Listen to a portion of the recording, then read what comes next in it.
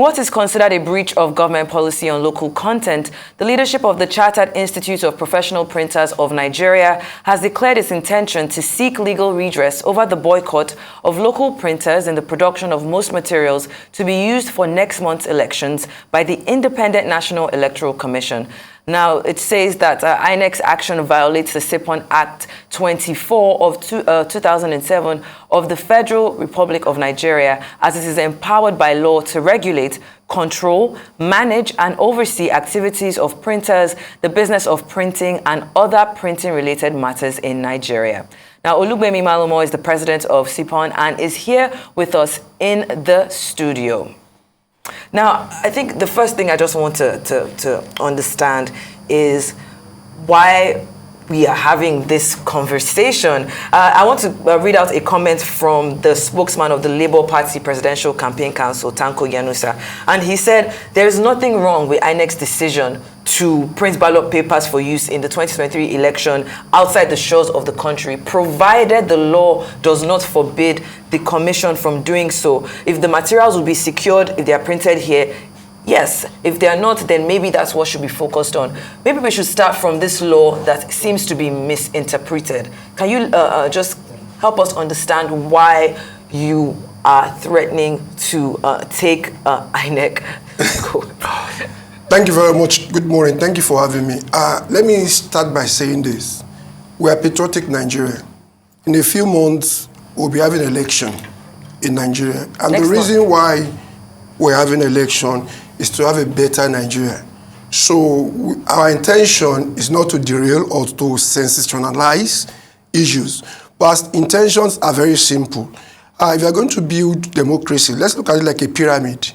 Every building blocks matters. Our own democracy starts with what we get when INEC, who are probably one of the biggest spender every 4 years on election, that's where our democracy starts from. So if we don't get that, we could claim that we are being denied democracy. So let me state that first. Now, back to the other question. It's when people look at what printing is all about, not only printing in Nigeria, people are so selfish and self-centered. We just focus on the center. We are focusing on one man. As if that one man is a magic wand that will emerge and turn the fortune of Nigeria around. That's the problem we have been having. The issue is that for us to have good governance, there are so many components. So if we are saying, if you look at our value chain, people in our value chain are up to 10 million in Nigeria. If you are saying that what happens to 10 million in Nigeria doesn't matter, then the question is, what kind of democracy are you profiling for the nation? Okay, but there's a difference between wanting somebody to do something because it's the right thing to do, and whether that person is legally required to do that thing. And when we read your statement, you almost seem to be saying that there's a legal requirement for INEC to actually utilize your services. And yet, I went through the Act. And what the Act seems to be saying is that you are empowered to regulate your members and not to force people to give you business. Two different things. Okay, thank you very much. You are bringing in two angles, legal, morals. You can't separate the two if you're going to have a varied nation. Something could be legally right, is it morally right? But let's come back to the legal. What the Act says is that nobody can practice as a printer in Nigeria or earn income in the industry without registering with us. So our interpretation is this. Anybody that's going to get that contract must be registered with us. That's reaching, because they went abroad to actually print and bring it back to the country. So you're kind of reaching. So the issue is this. Why do we need to go abroad?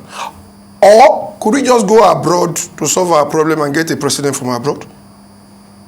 No, but that's why we're talking about there's a difference between legality and morality. You could argue that on the basis of, wanting to promote business, on the basis of local content, that sort of thing, it would be better if they give you the job. But the idea of going to court is what I'm trying to sort of understand. Okay. And a lot of the interpretation by lawyers is you don't have a leg to stand on legally. You can make the moral argument, you can make the value chain argument and all of that. But legally, your Act allows you to regulate your industry. The idea of going to court is a post-election dissection. That's why I started. Nobody wants to rock the boat. Okay. Let's get this going first. Then secondly, post-election dissection, so that all these questions can be answered. Now, in answering all these questions, let's also look at what obtains basic standard all over the world. People want to empower. You know, we isolate things to our convenience in this country. People want to empower their national. Let me give you an example, and I keep saying this. Festac Town.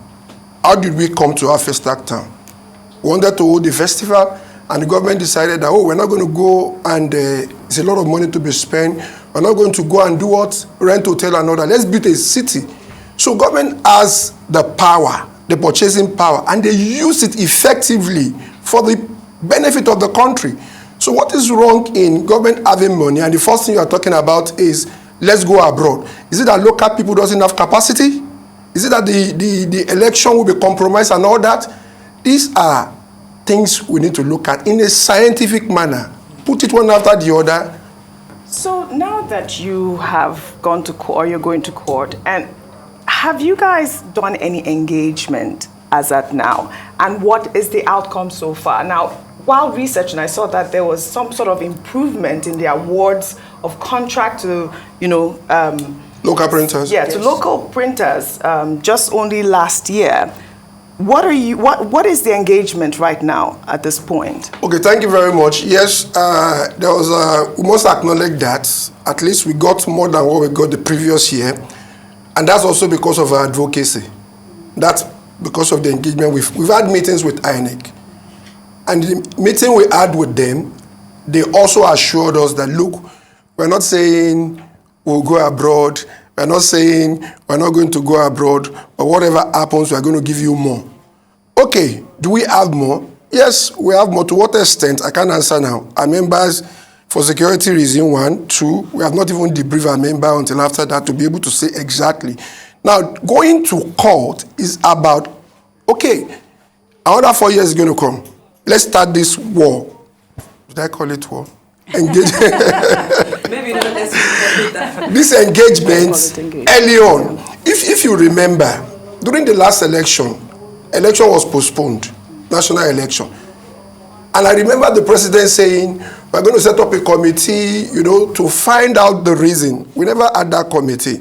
Because as a nation, once things move on, we forget a lot of things. The reason the election was postponed was the fact that ballot paper printed abroad could not get to Nigeria. That's the thing.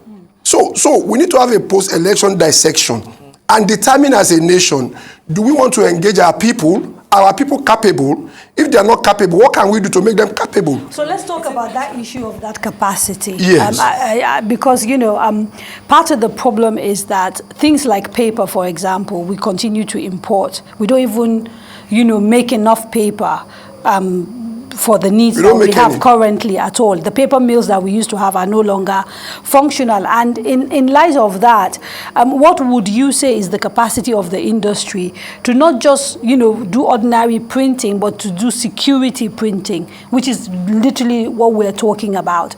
And if there's no capacity, why should you get the job? Okay, thank you. I will start with paper. I'm happy you mentioned paper. If we're going to develop as a nation, you can't wait for government to solve your problem. And that's one of the things that has been the bane of Nigeria. We look at it holistically. Paper that we import into Nigeria in a year is about 3 trillion naira. That's huge. If you put it pari passu our budget, that's a huge percentage of our annual budget. And we said that what can we do? We put our resources together on ourselves. Let's address this issue.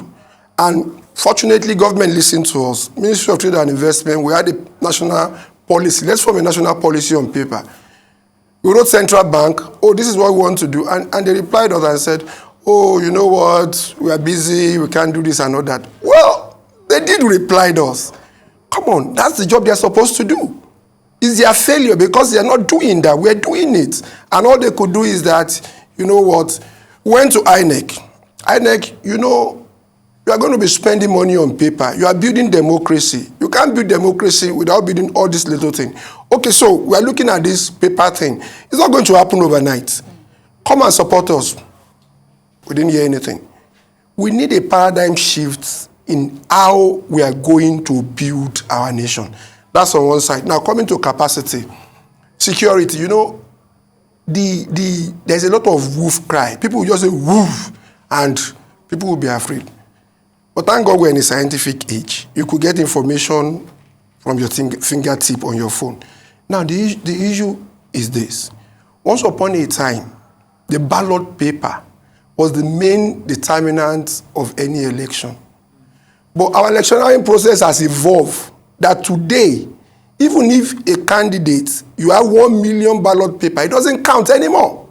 So the whole burden of security on electioneering has moved from ballot paper to other things like card reader. So if we keep saying that story, then we should ask ourselves, why are people saying that? That means there are other things behind it. Those are not facts. So capacity, again, is also a factor of time. Before the amendment of the Electoral Act, you're having about 3 weeks to print election, which is almost impossible. Now, so that has been changed. We have more time now. So, okay. I mean, I just want to understand, is this also a case of, giving printing jobs to printers without factories? And then also, why are we printing the new currency in Nigeria and not ballot papers? Fantastic question. There are things, you see, you are bringing logic into this thing. We should be asking questions. The issue is, let me tell you, when people look at printer, when you see printer, you just see somebody on the street that doesn't know what he's doing and all that and all that. But that's not it. People invested millions of dollars in equipment so that they can produce. Economics will tell you that once you have a market should attract patronage. Now, we are not guaranteed, even after investing money, because of vested interest of people, we're not guaranteed that we are going to get this job done. So, like election, somebody will just come and say, oh, you know what? The issue is that these people, if we give them the ballot paper, they're going to compromise it, they're going to do that, and the nation will not listen. And I said it from the beginning, we are part of the building block. You can't isolate us. As long as you continue to do that, and I agree also that most of the people involved in printing are low-level people, and that's also a factor of insecurity. When you take people's job away from them, how do you expect them to survive? Okay, so beyond the sort of immediate conversation around printing and paper, globally, the industry is shifting. We're seeing a lot more digital, technology replacing paper, partly because people are worried about the environment and, the implications of creating paper because you have to cut down trees and all of that. What is the conversation within the Nigerian printing industry around sustainability? We can't die. We will continue to evolve. See, you're talking about dematerialization. Even in the UK, the post office still exists. Why? Is it because the world is not moving? No. It's because people are benefiting from that. There has to be a plan. You can't just take things away from people. But here in Nigeria, we're always copycats. Let's copy what is going on. No, it evolved. The post office in the UK has evolved. It's which evolving, is why it's still, but they didn't do it. They set a time target. Look, we're going to do this over a period of time.